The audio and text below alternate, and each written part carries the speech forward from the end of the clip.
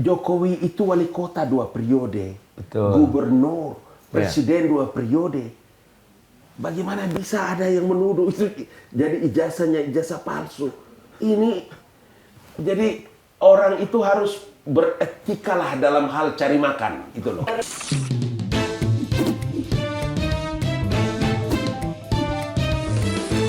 To the point aja.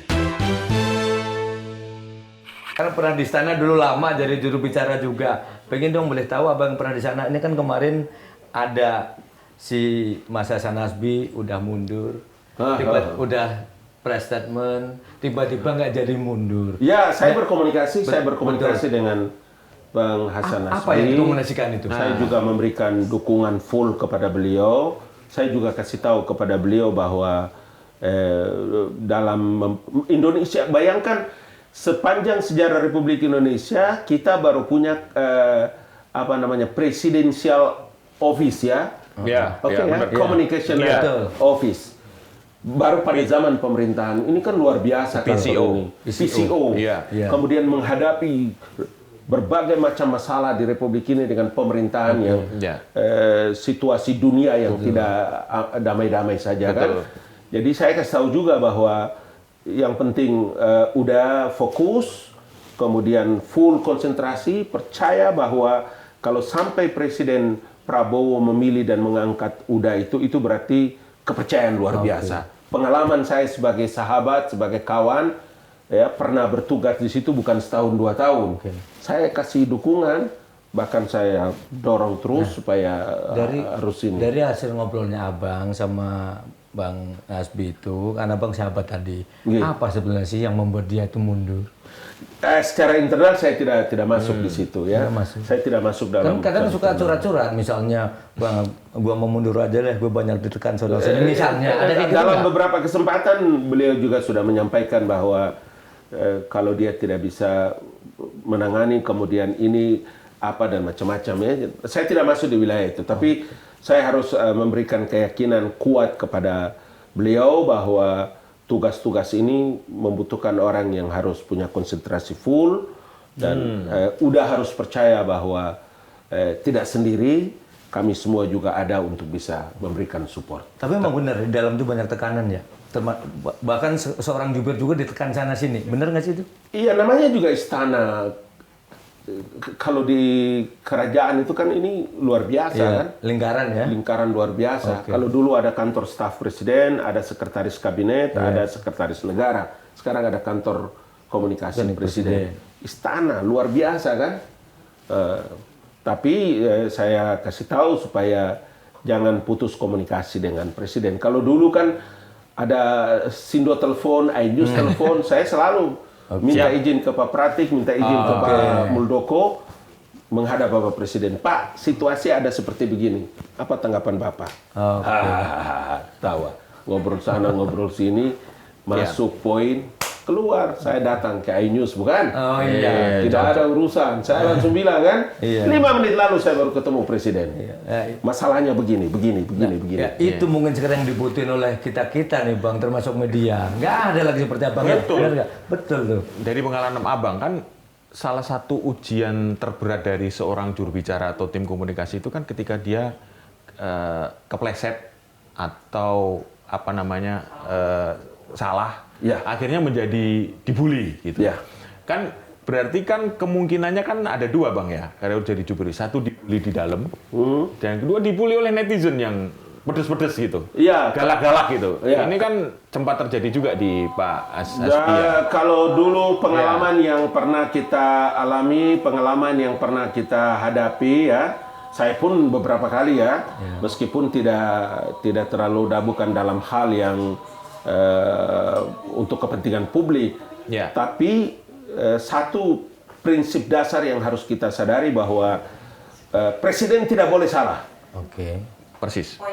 Tidak boleh salah. Tidak boleh salah. Presiden tidak boleh salah. Yang salah itu anak buah. Jadi kalau kita salah, masih ada kepala staf, dikoreksi, masih ada deputi, masih ada Pak Pratikno, masih ada Mas Pram. Saya sering komunikasi sama Mas Pram. Tapi supaya saya tidak boleh salah, karena kita doktor ya,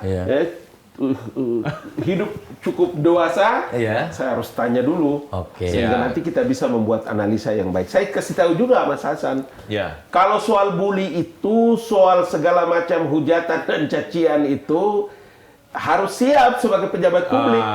Itu. Tidak ada urusan. Tidak ada urusannya. Nggak ada urusan loh. Dia tidak tahu masalah bagaimana kok. Dan harus menjawab. Iya, makanya saya selalu bilang bahwa jangan jauh dengan media. Di seluruh dunia sebuah pemerintahan itu kalau membuat jarak dengan media hancur. Selesai. Selesai. Jadi makanya harus damai semua dengan media, dengan kantor-kantor berita, dengan wartawan itu harus akrab, jangan ada gap. Tidak boleh pemerintah ada punya gap dengan media, dengan kantor berita itu tidak boleh. Tidak boleh. Nggak boleh. Harus ini ya, ditempel ya. Iya dong, di seluruh dunia kan masalah politik itu iya, tapi setelah pemilu tidak boleh ada lagi, harus Bersatu ya. iya dong, karena media itu representasi dari publik. Betul, betul. Kalau media tidak berkembang, kemudian ditekan terus suara rakyat di mana minta ditekan? Nah, itu dia. Berarti kalau sampai pemerintah menjauh media atau pilih-pilih, nggak benar dong itu ya? Tidak boleh, tidak boleh, tidak boleh, tidak boleh, tidak boleh. Itu fatsun yang harus dipegang dalam prinsip-prinsip international communication and relation. Oke, mantap deh Bang PA. Ada saya penasaran dari tadi saya dengar Abang itu benar dekat komunikasi Pak Jokowi, Mas Pram dan sebagainya. Artinya cukup dekat nih dengan Pak Jokowi. Nah sekarang kebetulan Minggu lalu saya dari Solo. dari Solo. Dari Solo. Nah minggu lalu dari Solo berarti masih hangat dong. Masih hangat. Ini Pak Jokowi juga di luar hangat nih. Bahkan tadi Pak Jokowi habis diperiksa soal ijazah.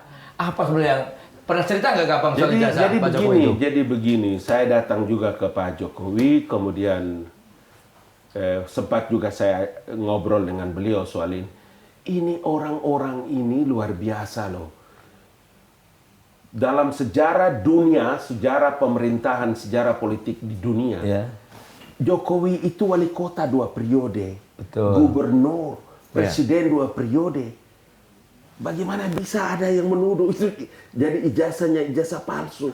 Ini jadi orang itu harus beretikalah dalam hal cari makan, itu loh. Jadi maksud apa orang itu nggak ada Tolong ya, etikanya? tolong ya. Udah cari makan dengan gaya yang halalan dan toyibah. Masa cari makan dengan gaya menghujat dan mencaci maki? Orang itu di mana ceritanya? Loh, tapi orang top-top loh itu. Iya kalau orang top, tapi kalau kan dua perbedaannya. Manusia itu dibekali dengan akal dan nafsu. Oke. Kalau akal lebih mendominasi nafsu, maka perilakunya menjadi perilaku malaikat. Kalau nafsu menguasai akal, maka perilaku itu perilaku setan, bejat. Mau ilmu mau pangkat gelar bertubi-tubi lagi. Jadi kelompok-kelompok itu termasuk kelompok yang mana dari dua itu? Sekarang kan bisa kita lihat, kita to the point, tidak ada ini judul to the point. To the point Jadi aja. kalau dilihat dalam setiap statement, setiap apa yang disampaikan itu kan hanya segitu-gitu aja. Betul. Tidak berkembang. Iya. Iya kan? Tidak berkembang. Ukurannya gampang. Tinggal kita nilai. Media paling gampang menilai. Nah, kalau orang sudah keluar hujatan, mencaci maki, tangkap, penjarakan, penipu, pembohong. Malu apa ini namanya?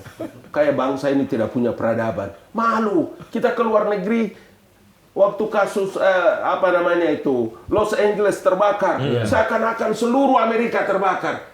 Saya bikin, coba lihat VT saya. Saya lagi berdiri loh di Hollywood ini, di tempat yang terbakar. Ini doang yang terbakar. Kenapa medsos Indonesia seakan-akan seperti Amerika dan Los Angeles itu terbakar? Jadi please cari uang dengan cara yang beradab, cari uang dengan cara yang halal dan thayyibah. Jangan begitulah. Ini mantan petinggi republik, orang maju, bagus. Suka kesel nggak sih kalau ngelihat atau lihat media atau apa dengan orang-orang? Enggak, saya tahu loh. Ini saya tahu siapa-siapa yang berteriak di sini kan saya tahu. Siapa itu? Ya di depan mata ini kan saya tahu. Oh si Anu dulu pernah datang sama saya. Kenapa Jokowi beginikan saya, Li. Oh, ini saya tahu semua saya lihat. Kok bagaimana? Yang mumpung ditutup poin siapa itu? Jadi saya juga paham semua kan. Yang dibalik itu kalau yang muncul di media kan kita tahu. Nah, yang dibalik itu makanya saya bilang tadi itu siapa? Orang-orang ini kan cuma dihitung dengan jari saja, siapa gini. Hampir every day, setiap menit, setiap jam, setiap detik. Itu artinya berarti sebenarnya ada orang di balik mereka ini. Ini saya sudah tulis. Proyek ijazah palsu itu adalah proyek uang besar. Bertahun-tahun. Berapa tahun coba itu? Sejak berapa tahun? Ya. Masa nggak selesai? Masa nggak habis? Itu emang duitnya seberapa besar sampai habis? Pasti banyak lah. Ada sampai triliunan? Pasti banyak. Kalau Indonesia urusan yang begitu kan sudah sangat profesional. Saya karena ya Mas Pung ya, kan kita guru besar ini profesor, bukan provokator ini. Jadi saya tidak bisa, saya hanya bisa berteriak di sini ya kalau diperlukan, kalau enggak saya nulis. Gitu, makanya karena abang profesor, kami sini nanya ini to the point aja nih bang, siapa sih bang gitu loh. Kalau saya nggak tahu. Siapa itu yang sudah dilapori, sudah mulai diperiksa kan? Kita tunggu aja nanti bagaimana. Saya juga berharap ini menjadi satu pelajaran penting orang seperti Presiden ke-7 Joko Widodo yang seumur saya ada di kantor Istana Kepresidenan, di kantor staf presiden, tidak pernah sedikit pun pandangannya atau gesturnya yang marah, yang apa sama saya tidak pernah.